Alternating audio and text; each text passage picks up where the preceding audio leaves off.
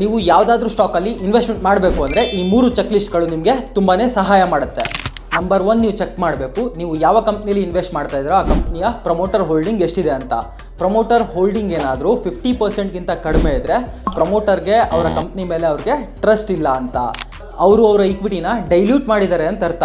ಎಲ್ಲಿ promoter holdings ಜಾಸ್ತಿ ಇರುತ್ತೋ ಅಲ್ಲಿ ಪ್ರಮೋಟರ್ಸ್ನ ಕಾನ್ಫಿಡೆನ್ಸ್ ಕಾಣಿಸುತ್ತೆ. Number 2, P ratio. P ratio 20ಕ್ಕಿಂತ ಕಡಿಮೆ ಇದ್ದರೆ ತುಂಬ ಒಳ್ಳೆಯದು. ಬಟ್ ಜನರಲಿ ಒಳ್ಳೆ ಕಂಪ್ನಿಗಳಲ್ಲಿ 20ಕ್ಕಿಂತ ಜಾಸ್ತಿನೇ ಸಿಗುತ್ತೆ.